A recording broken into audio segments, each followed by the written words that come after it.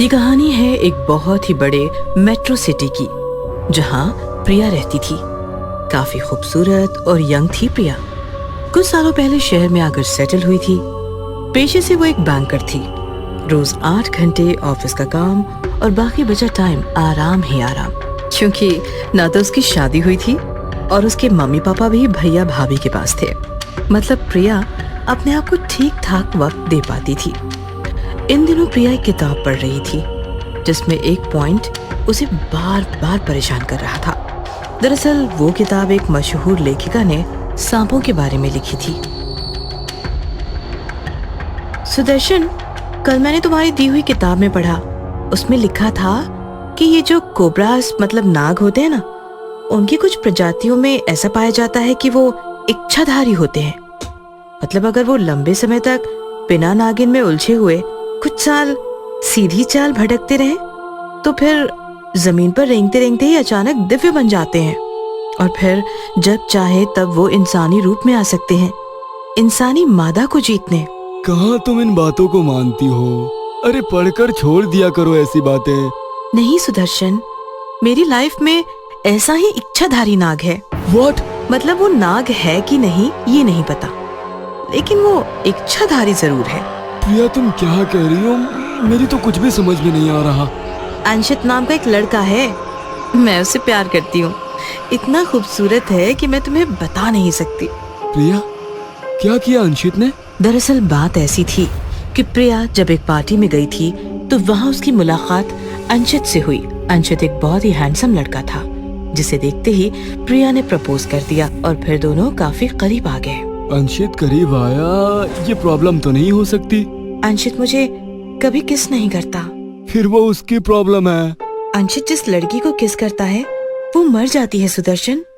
अब ये सुनकर सुदर्शन जोरदार शॉक्ड हो गया। What? प्रिया एक दिन सुदर्शन को अंशित के पास ले गई और सुदर्शन ने अंशित को देखा तो उसका माथा ही घूम गया। अंशित नीचे से सांप बनता जा रहा था और ऊपर से इंसान था। ओह माय गॉड, ये सब क्या है? क्या करे सर, मेरी कोई इच्छा ही काम नहीं कर रही। पहले जिस चीज को होठों से लगाता था वो खत्म हो जाती थी, अब तो मेरे अंदर से इंसान ही खत्म हो रहा है। मैं जानवर बन रहा हूँ, और वो भी कौन सा? तो सांप। डोंट वरी माय बॉय, सब ठीक हो जाएगा। मुझे टेंशन इस बात की नहीं है सर कि मेरा क्या होगा, मुझे टेंशन है कि मेरे बाद प्रिया का क्या होगा।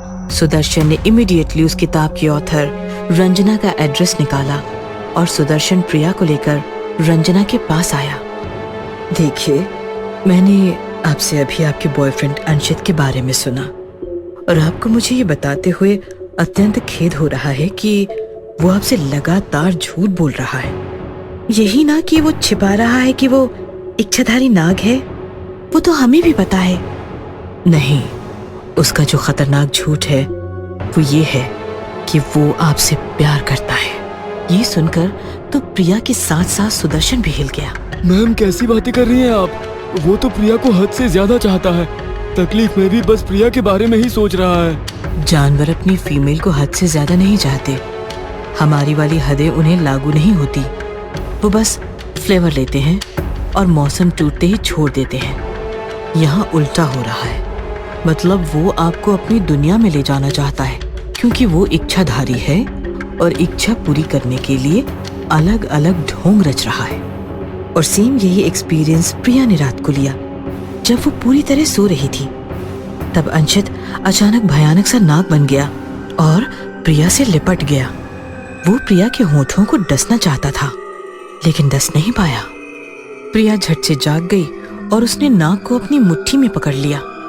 काटो मुझे, मार डालो, क्यों रुके हो, मार डालो। नाग वापस आधा इंसान बन गया। माफ कर दो प्रिया, पता नहीं मुझे ऐसा क्या हो गया, मुझसे रहा ही नहीं गया। मैं जानती हूँ क्या इरादे हैं तेरे, मुझे अपनी दुनिया में ले जाना चाहता है ना तू। अंशित गुस्सा हो गया, काफी ज्यादा भयानक दिखने लगा और जोर से चिल्लाया।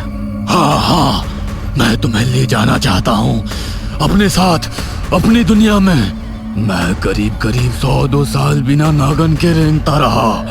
अब इच्छाधारी बनने के बाद ऐसी नागन पाना चाहता हूँ जो बस मेरी हो और किसी की नहीं। ऐसा कहकर अंशित जोर जोर से हंसते हुए हमला करने ही वाला था कि तभी सुदर्शन ऑथर रंजना को लेकर वहां आया। रंजना ने झट से फूंक मारी और अंशित इच्छाधारी नाग से नाग की छोटी सी गोली बन गया। रंजना ने वो गोली उठाकर एक शीशी में भर ली। आपका बहुत बहुत धन्यवाद रंजना, लेकिन आप इसे इच्छाधारी नाग की गोली बनाकर क्या करेंगी? रंजना मुस्कुराते हुए बोली, डोंट वरी, ऐसे सैकड़ों नागों से रोजाना रात खेलती हूँ मैं। और फिर रंजना झूमती हुई निकल गई। आगे उस इच्छाधारी नाग अंशित का क्या हुआ पता नहीं, लेकिन सुदर्शन ने तो अपनी प्रिया बचा ली।